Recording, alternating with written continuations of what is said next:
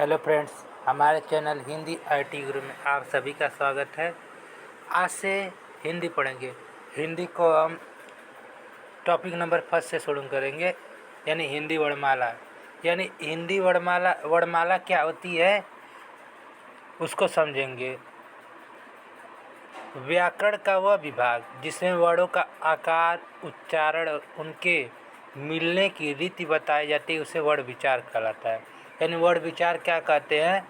व्याकरणों का वह विभाग जिसमें वर्णों का आकार, उच्चारण, उनके मिलने की रीति बताई जाती है उसे वर्ण विचार कहते हैं। अब वर्णमाला क्या होता है? वर्णमाला वर्णों का सार्थक समूह वर्णमाला कहलाता है। आप ऐसे बना सकते हैं। अब देखिए वर्ण क्या होता है, यानी शब्द। वर्ण लिखित रूप से भाषा का वह छोटी इकाई जिसके और टुकड़े न किए जा सकते वह वर्ण कह जाते हैं। यानी वर्ण ऐसा होता है जिसका कोई टुकड़ा नहीं किया जा सकता है उसे वर्ण कहते हैं। जैसे क, ख, ग, घ, अंग, ऐसे बहुत सारे शब्द हो सकते हैं। अब ध्वनि क्या होती है? मौखिक रूप से भाषा की सबसे छोटी इकाई ध्वनि कहती है। यानी जो हम बोल रहे हैं मौखिक रूप से भाषा की सबसे छोटी इकाई ध्वनि कहलाती है। जिससे हम उच्चारण कर रहे हैं, यानी हम जिस भाषा को बोल रहे हैं यह मौखिक होता है, तो इसी से भाषा की सबसे छोटी इकाई ध्वनि कहलाती है। और वर्ण अब ध्वनि में अंतर क्या होता है बताते हैं। जैसे कमला, यह इसकी ध्वनि 3 है और इसके वर्ण 6 हैं। क, म, अला, क प्लस म प्लस ला। और फिर राजेश, रा प्लस जे प्लस स। तो क में क प्लस अ जुड़ा हुआ आता है इसमें, और म में म प्लस अ जुड़ा हुआ है, और लाल में से ल प्लस आ जुड़ा हुआ है। यह वर्ण है। अब फिर राजेश में वर्ण 6 है। र में प्लस आ जुड़ा हुआ है रा, फिर ज में ए जुड़ा हुआ है रा जे, फिर स में स प्लस अ जुड़ा हुआ है स। फिर अक्षर क्या होता है? अक्षर को संस्कृत न क्षरति इति अक्षर कहते हैं, अर्थात जिसका क्षरण न किया जा सकते, यानी जिसका विनाश न किया जा सकते उसे अक्षर कहते हैं। जैसे राम, क, ख इत्यादि। अब वर्णमाला क्या होता है? वर्णमाला हम पढ़ेंगे। वर्णों के व्यवस्थित समूह को वर्णमाला कहते हैं। यानी वर्णों के सिस्टमेटिक रूप को वर्णमाला कहते हैं। जैसे अ, आ, ई, उ, ऐसे ईटीसी शब्द वर्णमाला कहलाता है। अब शब्द क्या होता है? वर्ण वर्णों के सार्थक समूह को शब्द कहते हैं। यानी वर्णों के किसी न किसी मीनिंग होता है, उसी शब्द को वर्ण को शब्द कर। जैसे क प्लस म प्लस ल, इसका तीनों को ऐड करेंगे तो कमल हो जाएगा। अब फिर आगे रा प्लस जे प्लस स, यानी राजेश, इसका भी कुछ मीनिंग हो जाएगा राजेश। विशेष अर्थ के आधार पर भाषा की सबसे छोटी इकाई शब्द कहलाती है। यानी मीनिंग के आधार पर भाषा की सबसे छोटी इकाई शब्द कहलाती है। अब वाक्य क्या होता है? यानी सेंटेंस शब्दों के सार्थक समूह को वाक्य कहते हैं। यानी वो शब्दों का सार्थक, यानी शब्दों का कुछ न कुछ अर्थ होता है, उसी समूह को वाक्य कहते हैं। जैसे कृष्ण बांसुरी बजाता है, यानी कृष्ण बांसुरी को बजा रहा है तो इसका कुछ नहीं कुछ अर्थ निकल रहा है, तो यह वाक्य कहलाता है। जैसे राधा गाती है। अब वाक्यांश क्या होता है? जब दो या दो से अधिक शब्द मिलकर किसी वाक्य को पूरा नहीं करते हैं उसे वाक्यांश कहते हैं। यानी जब दो या दो से अधिक वाक्य मिलते हैं, उससे किसी वाक्य का पूरा होने का नहीं पता चलता है, उसे वाक्यांश कहते हैं। जैसे यदि कृष्णा बजाता है, यानी इसमें वाक्य पूरा नहीं हो रहा है, कृष्णा बजाता है यानी कृष्णा क्या बजाता है, तो इस हिसाब से ये इसका कुछ न कुछ अर्थ नहीं निकल रहा है। ईश्वर पर विश्वास करने वाला। अब ईश्वर पर विश्वास कौन कर सकता है, इसके आगे बताएं। फिर पद क्या होता है? अब इसके आगे पढ़ते हैं। जब किसी शब्द को वाक्य में प्रयोग किया जाता है और उस शब्द को अन्य शब्दों के साथ संबंध स्थापित हो जाए तो उसे व्याकरण रूप में मिला दिया जाए तो वह पद कहलाता है।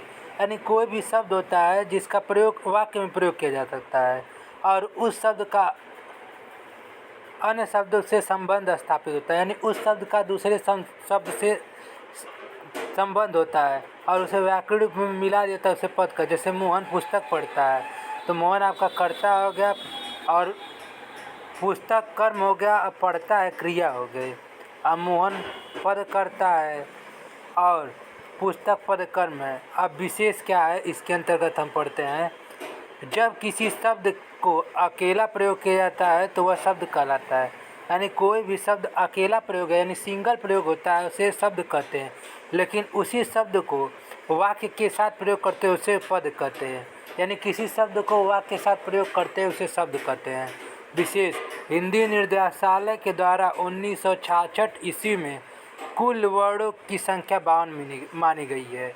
यानी हिंदी निर्देशालय में कुल 1966 के द्वारा कुल वर्णों की संख्या टोटल 52 मानी गई है।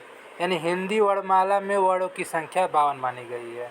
अब आगे हम पढ़ते हैं क्या होता है। अब देखिए स्वर क्या होता है।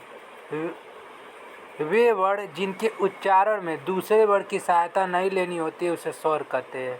यानी वे वर्ण जिसके उच्चारण में किसी अन्य शब्द वर्णों की सहायता नहीं लेनी होती है उसे स्वर कहते हैं। जैसे आ, अ, आ, ई।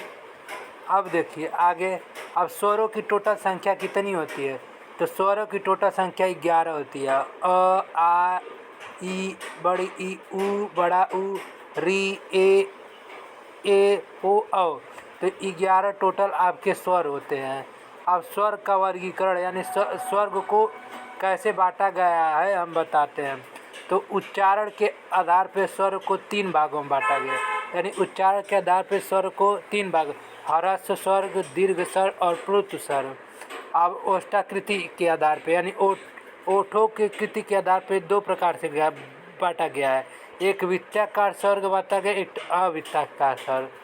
अब तीसरा चीज जिह्वा या क्रियाशीलता के आधार पर कितने प्रकार के बांटा गया। जिह्वा या क्रियाशीलता के आधार पर 3 प्रकार के बात, अग्र स्वर, पश्च स्वर और मध्य स्वर। यानी 3 प्रकार से जिह्वा के आधार से भी बांटा गया है। अब आते हैं मुखाकृति के आधार पर कितने भागों में बांटा गया है। मुखाकृति के आधार पर 4 भागों में, एक संवृत स्वर, एक विविध स्वर, एक अर्धसंवृत और एक अर्धविविध आपका बांटा गया है। फिर नासिका यानी नाक के आधार पर कितने भागों में बांटा गया है, तो नाक के आधार पर 2 भागों में बांटा गया है, एक निरानुनासिक स्वर और एक अनुनासिक स्वर। अब स्रोत के आधार पर कितने भागों में बांटा गया है, तो मूल स्वर और संयुक्त स्वर स्रोत के आधार पर। अब जाति के आधार पर कितने भागों में, तो जाति के आधार पर 2 भागों में बांटा गया है, एक सजाति स्वर, एक विजाति स्वर। यानी स्वरों का वर्गीकरण 7 भागों में किया गया है। एक उच्चारण के आधार पर, एक ओष्ठाकृति के आधार पर, एक जिह्वा के आधार पर, एक मुखाकृति के आधार पर और एक नासिका के आधार पर, एक स्रोत के आधार पर, एक जाति के आधार पर। तो उच्चारण के आधार पर 3 प्रकार से स्वरों को बांटा गया है और ओष्ठाकृति के आधार पर 2 प्रकार से और जिह्वा के आधार पर आप 3 प्रकार से, मुखाकृति के आधार पर 4 प्रकार के और नासिका के आधार पर 2 प्रकार के और स्रोत के आधार पर 2 प्रकार के और जाति के 2 प्रकार से। आप पढ़ते हैं कौन कौन सा। तो उच्चारण के आधार पर ह्रस्व स्वर 3 प्रकार कौन कौन से है, ह्रस्व स्वर, दीर्घ स्वर और प्लुत स्वर। और ओष्ठाकृति के आधार पर वृत्ताकार और अवृत्ताकार। और फिर जिह्वा के आधार पर अग्र स्वर, पश्च स्वर, मध्य स्वर। नासिका के आधार पर, मुखावृत्ति के आधार पर 4, संवृत, अर्धसंवृत, विविध, अर्धविविध। और नासिक के आधार पर 2 प्रकार के, निरनासिक, अनुनासिक। स्रोत के आधार पर 2 प्रकार के, मूल स्वर और संयुक्त स्वर। जाति के आधार पर 2 प्रकार, सजाति और विजाति।